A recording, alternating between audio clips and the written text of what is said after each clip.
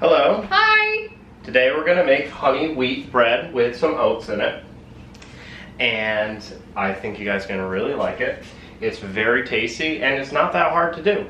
So, just to show you what ingredients you'll need.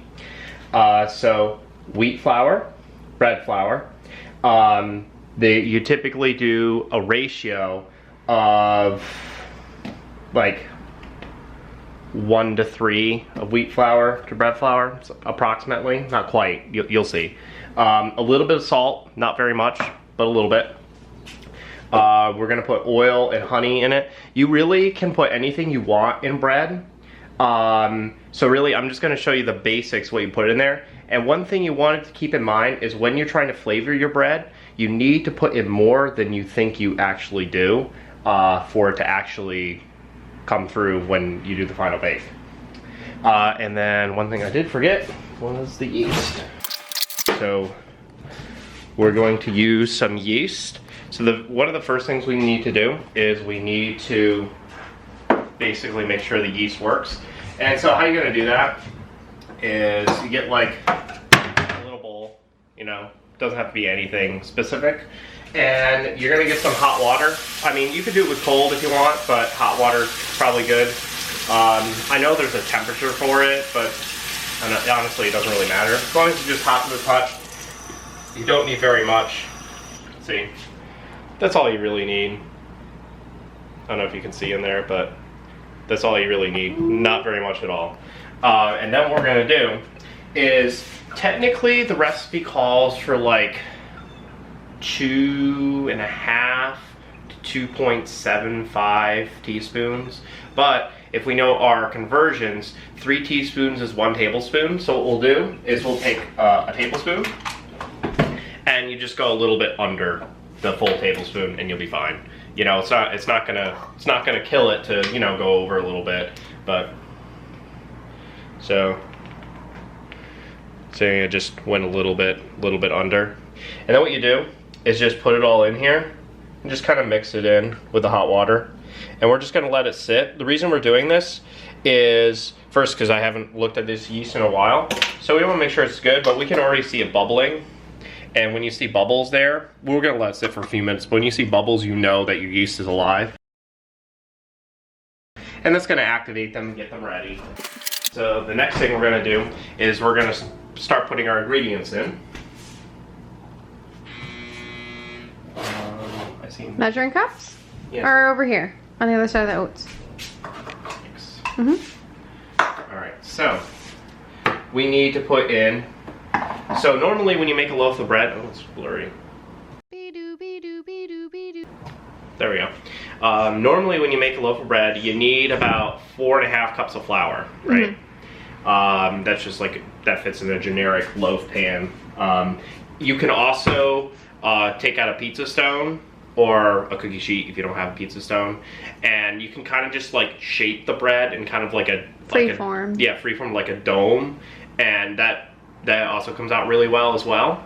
But I'm gonna put mine in a loaf pan because I want to cut it up later and make sandwiches with it. So anyway, we're gonna put in the flour. We'll just move the yeast out of the way for now. Be over there.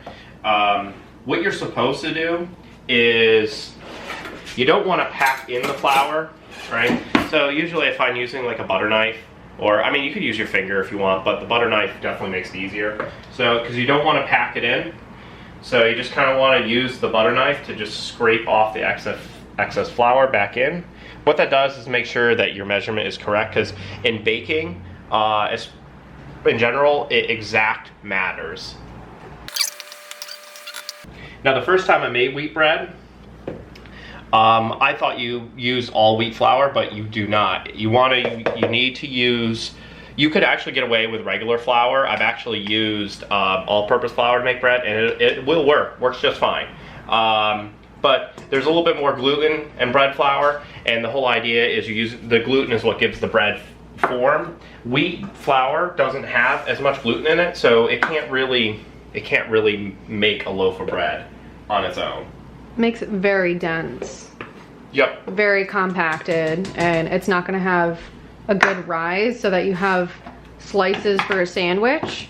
it's just gonna be a block. Still has good flavor if you're flavoring your bread, say like rosemary and thyme, it can still have good flavor, but it's not gonna have that rise that you're expecting, even if you do it in a bread loaf pan. Now, the first time that I made bread was actually in the crock pot, but I didn't do that ratio. I did all wheat flour, and my bread did not have the rise that I was anticipating, and it was very anticlimactic. I was sad, and I have not made bread since, but he's the bread maker, so I kind of leave it to him. So the next thing we're gonna do is, next we get water. You can actually do just fine with doing cold water if you want. If you want your bread to rise quicker, you know, use warm water. Because one thing you want to remember, when it comes down to like cooking or baking, it's really involved with like, the chemistry is what's really behind it. And what you need to remember is that heat is motion. So when something's hot, it moves faster. That's just how the universe works. So I'm gonna use hot water because I want to bake the bread tonight. Normally I would use cold water and bake the bread the following day. So you see, I'm gonna use 1 1/4 cups. I could have gotten a bigger measuring cup, I guess, but I chose not to. So we're just put 1 in. Well, that's because the bigger measuring cups are newer to us, at least to me. I forget that we have And them. so there we go. The water. I'm gonna pour out a little bit because I gotta count for the water that's with the yeast. So I poured out a little bit. And then there's that. There's nothing wrong with, at this point, with putting the yeast in. Just make sure when you put the yeast in, when you put the salt in, do not put the salt on like the other side. Salt will kill the yeast. And so you don't want to, you don't want to kill your yeast yet. So we're just put it in, it's fine. And then what I find, so I don't make mistakes, is pour a little bit of salt into your hand, like that. And see? And then just kind of, there. And then just put the excess in the sink, it's whatever. All right, so then, next thing we're gonna do is we are going to put in some oil and honey. Now this is just my flair on the bread. You can put in whatever you want, but this is the way I'm gonna do it. It is if you're gonna put honey in anything, You can, pick it up. you wanna do the oil first, because it'll just make the honey come out of the cup more easily. Gloss it over. It's okay, we can clean that off the floor. Alright, so there we go. So we got our oil, we're just gonna put it in there, cool. You need the dough hook, correct?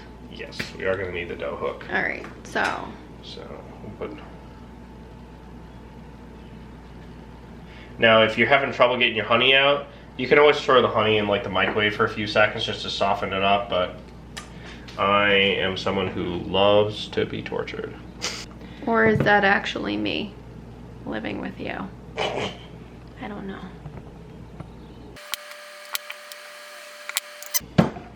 So then you just dump it in. And notice how doing the honey first made almost all the honey come out without any like suffering, which is ideal. All right, then we're gonna put in memory serves. We are going to put in, I am going to put in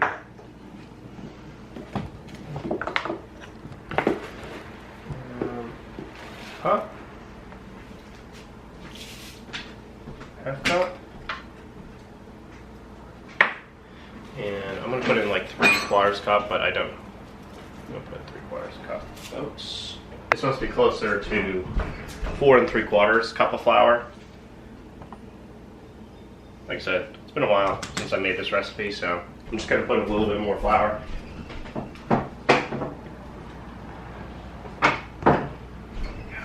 Alright, this is what we got in the bowl so far. got our yeast, we got our salt, honey, oil. This last piece is optional. If you are impatient,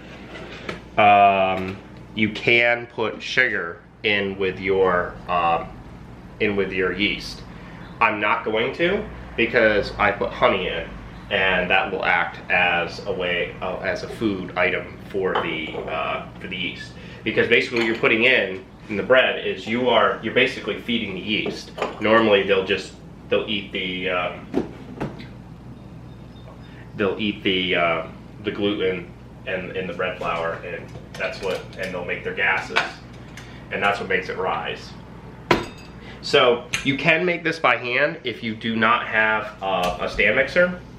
They're not too expensive. I think I got mine from Kohl's, not sponsored, but you can make it by hand, and I used to make it by hand, and it's really not that hard. It's a little on the labor intensive side, but it is not that big of a deal. Anyways, if you're gonna use your stand mixer, make sure you're gonna need a dough hook. You put it on lock, so for safety, and you really are just gonna use the lowest setting on the stand mixer.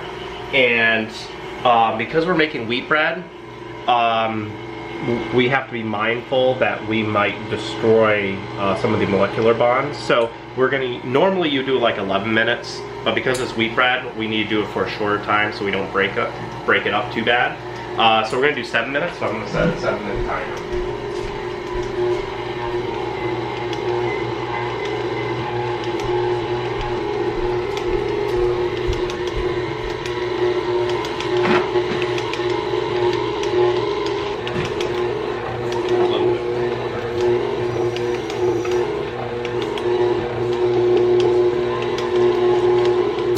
Sometimes you just have to make some adjustments, because you got the measurements a little bit off. Not a big deal. I find that would be a good thing if you're gonna learn to make bread, to at least get to know it in a way, because friends are food, or food is friends, and or whatever it is from that movie, Finding Nemo. You get to know your bread by doing it with your hands, because you're not gonna know the texture of the bread, but by watching it you can see if it's too dry, if it's too moist, and to add more flour. Then like now we see that it's on the stickier side and it's not coming together the way that we would anticipate. So that's why he's adding a little bit of water, and looks like we're well on our way. Well on our way. Oh, fish are friends, not food.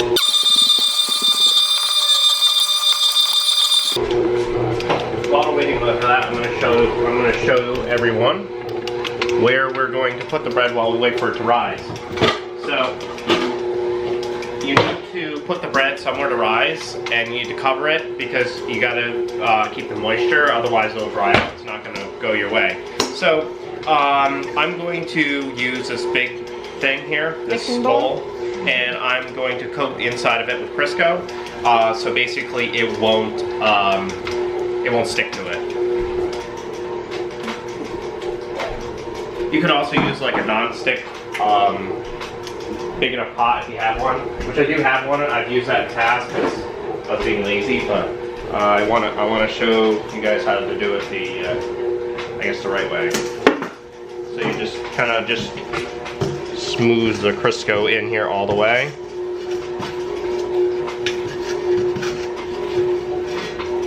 Just make a nice coat of it. That's really all you need.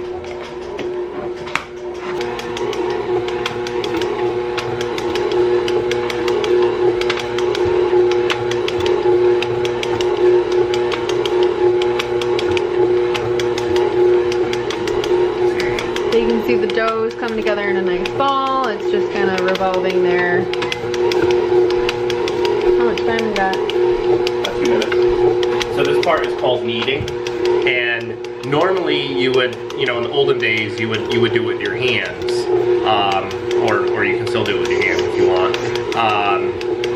And it just takes time, And you don't want to, when you do it with your hands, you don't want to be afraid you're not being too aggressive with it. You kind of do have to like really get in there. Not to be mistaken with cats making biscuits, also known as kneading a blanket.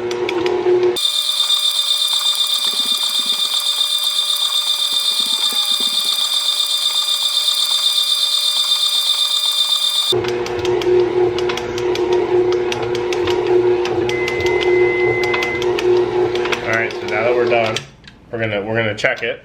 So I turned it off and unlocked it, and oh yeah, we're gonna take it off the dough hook. Looks pretty good to me.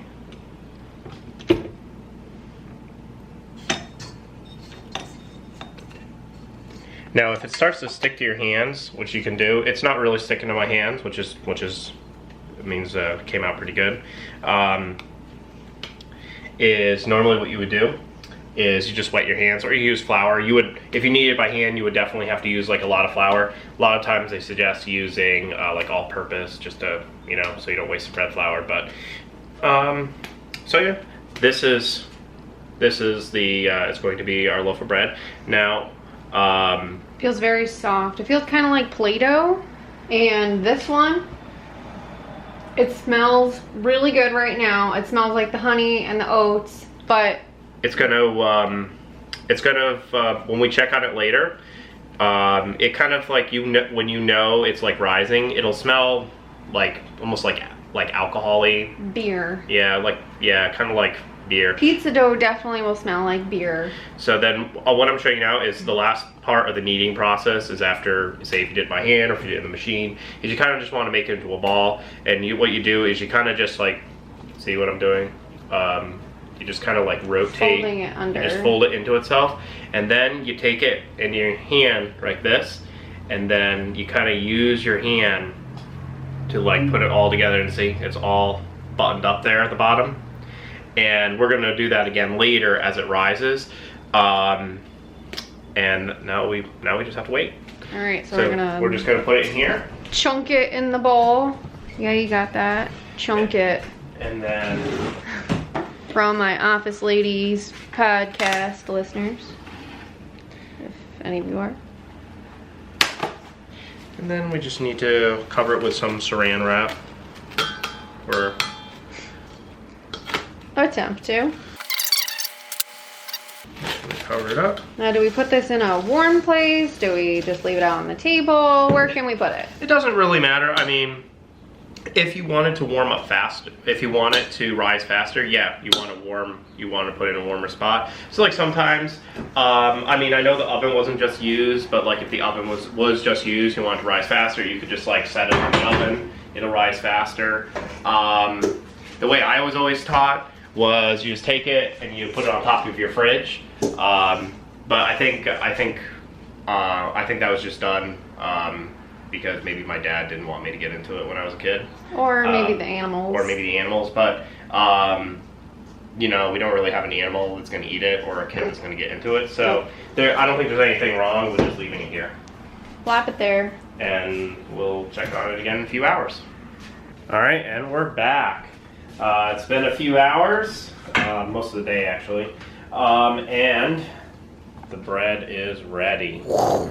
And one way you can know it's ready is, well, it has risen, but also if you stick your nose in there like I just did, and it feels like your nostrils just got burned because you breathe in alcohol, yeah, it's done.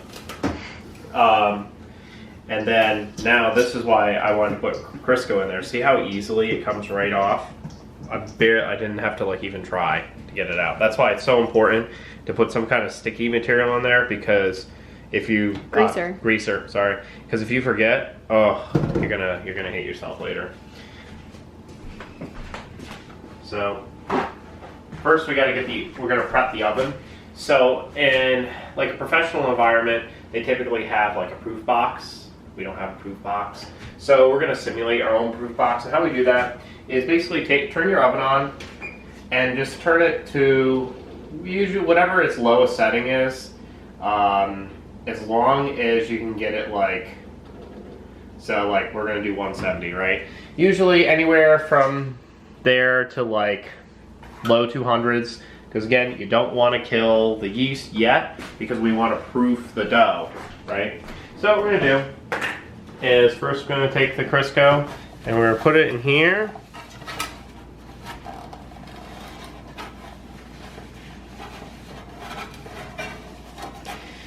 Because I want to be able to get it out, because at the end you shouldn't have to put any force to get the bread out. When it's done, all you literally should have to do, just flip this upside down and spank it and it'll come out. And then you'll put it somewhere to cool. So anyway, so we're gonna get our dough out of here. And it's definitely done, you can tell because it's not sticking to my fingers. So we're gonna put it in here. I like to form it to the pan.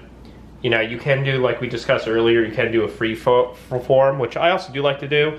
And this dough would have worked fine with that, because as you saw, it held its shape even though I took it out. So, and that's what you want out of the dough, is basically like its internal.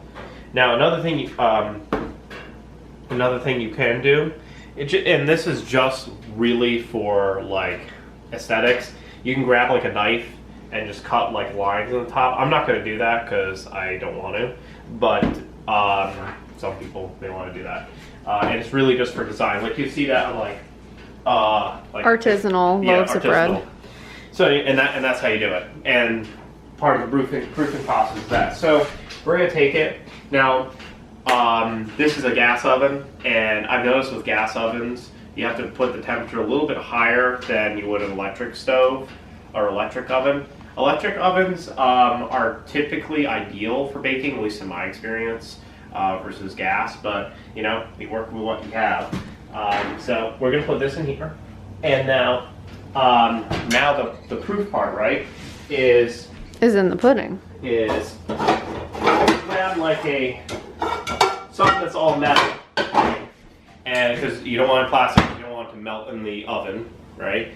And just remember pot holders when you go to take this out, and just put some water in it. That's really all you need. You don't need that much. And then what we're gonna do is you're just gonna put this in your oven on the bottom tray.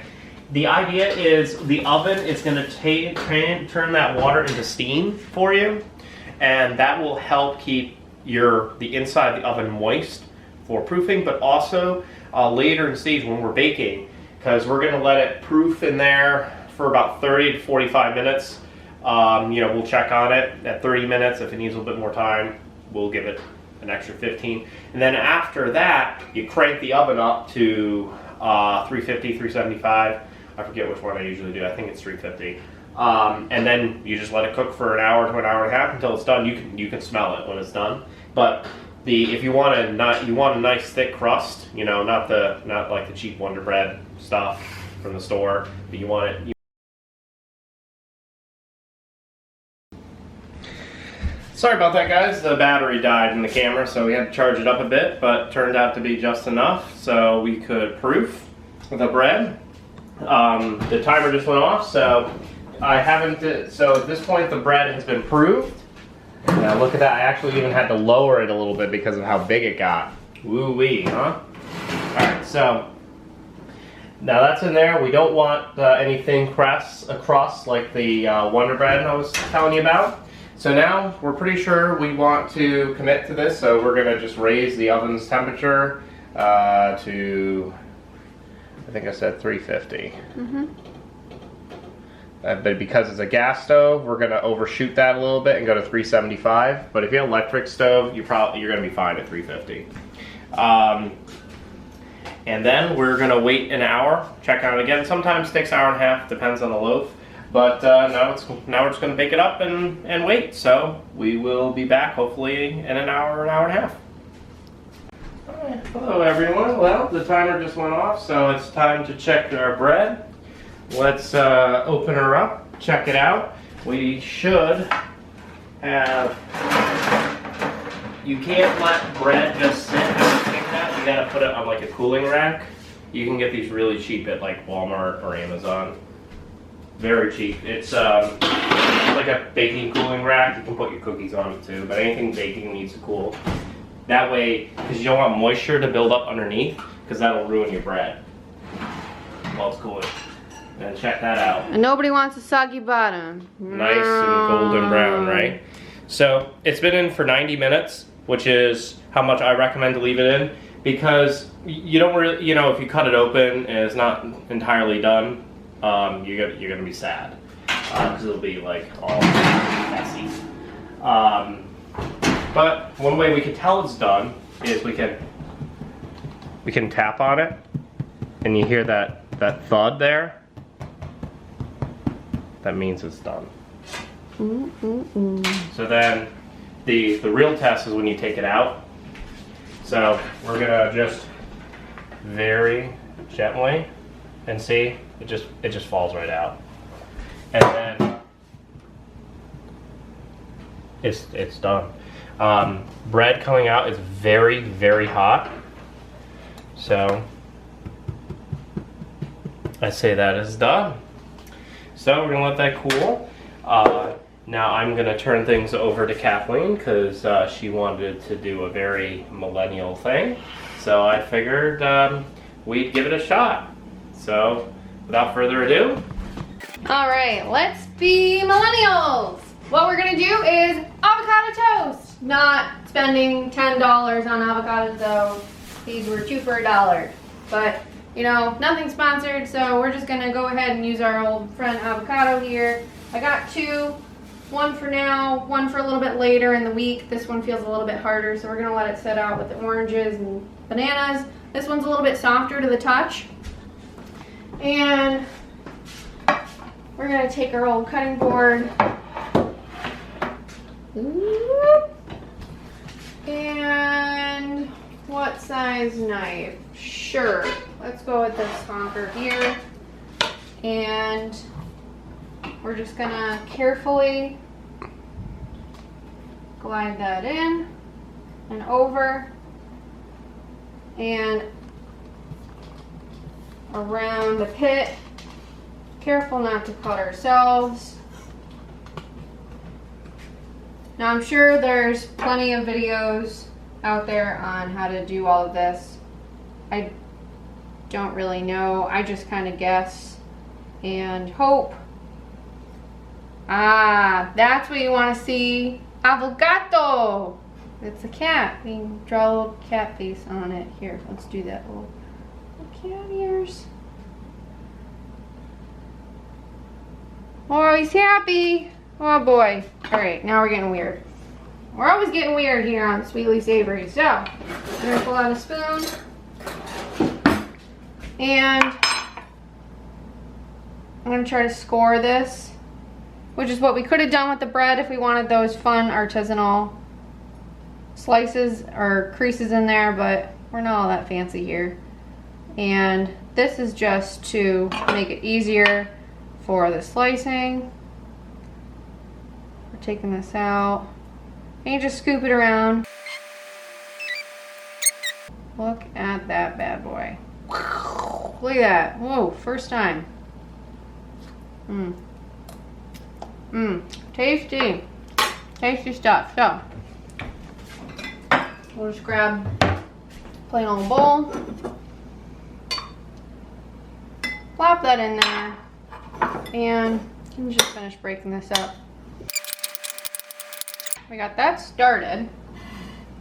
But what we also need is some garlic, because here we like to be a little classy. Bang, bada bang. Stuff that there. Now you can put as much or as little garlic as you want. Here, we like lots of garlic. So I think I'll do what? These 2? Or another one? I would do at least 3 for good luck. 3 for good luck. There we go. And as you see in the other videos, we go whack right there. And that'll just come off.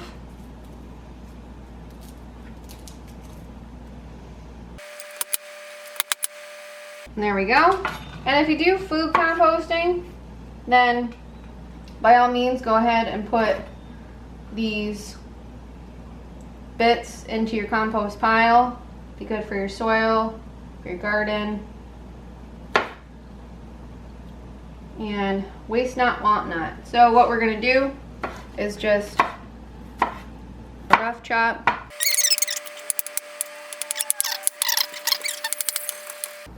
All right, so we've got this. We've got our garlic.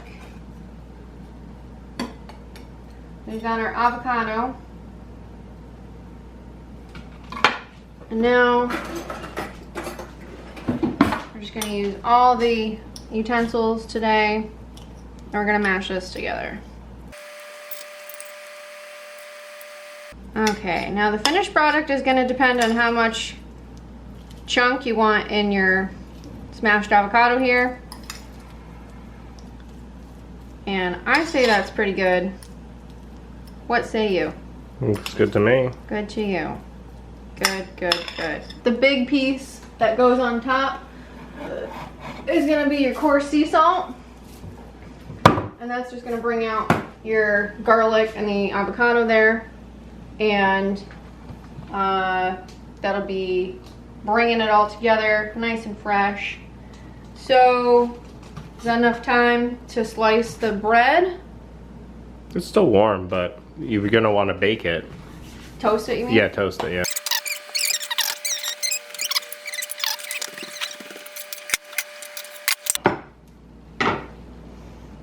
Alright, so, not always good at this, but we're gonna try. Do we want the middle or the crust? Well, I would just cut like the butt off and then cut a couple slices, and we can save the butt for something else. Okay.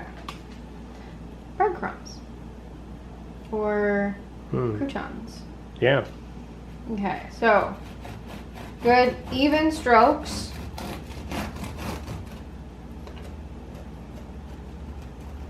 And you want to be as straight as possible. And Look at that. that looks pretty even to me. And one thing I forgot to mention, guys, when you make your own bread, you know, it doesn't have so see how thick the crust is? That is from putting the additional water in there. But you also want to keep in mind that there's no preservatives in these, so you want to eat it within a couple days. Sometimes I like to cut off a piece and put butter on it, because it's still quite warm to the touch and it's pretty tasty. But in this case, we're gonna make avocado toast. So we're just gonna cut off a couple pieces and put them right back in the oven, toast up a bit. All right.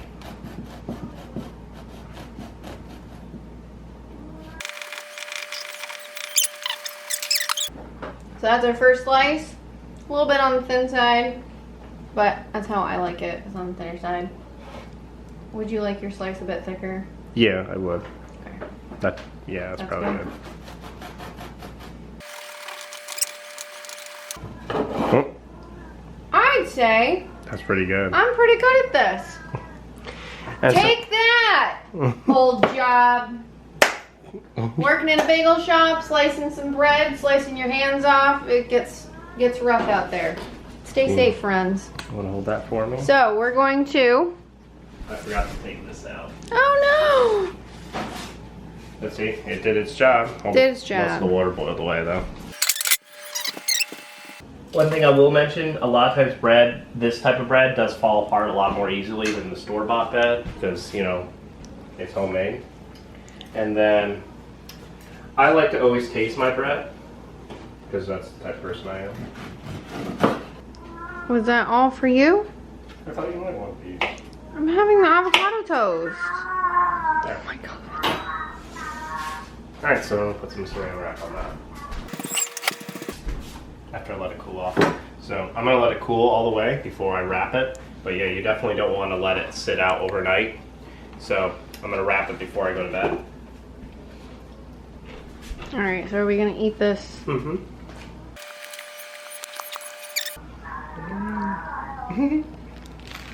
Mm-hmm. Oh wow, it's really good. That's on point. So, do this. Make your own bread. Alright, so, let's make the toast. Avocado toast. Woo! This bad boy is hot. Now, just so you guys know, we do have a toaster, but we never use it, so we just use the oven when we want to toast bread. Yep. You can definitely use a toaster to toast the bread. Yeah, you don't have to be like us. We're bougie. So we're just gonna take this on, slap it on there.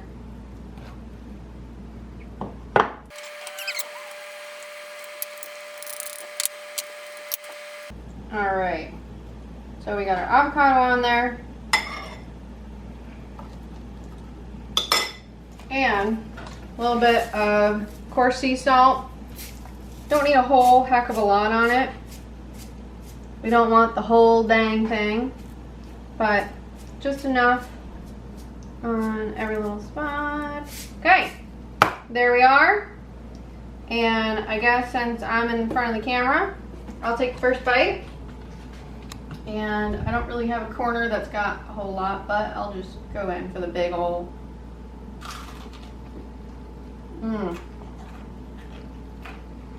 Oh my god. That's so good.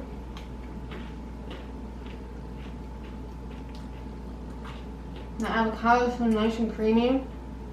And you got the bite from the garlic and the salt, which heightens it. And the nice crunch of the bread crust. That water making the steam and the crush really gives it something unique. And you got a little bit of sweetness from the bread, but it's not overly sweet, like sicky sweet. It's just enough to know that you're eating homemade bread as opposed to store-bought bread. Man, that's really good stuff. I hope you guys really try this and you eat it and you like it. Send me some comments if you want. Like, subscribe, ring the bell. I don't have a bell yet, but I'm getting a bell. So to all my friends out there, ding, ding, ding, ding, ding, ding, ding.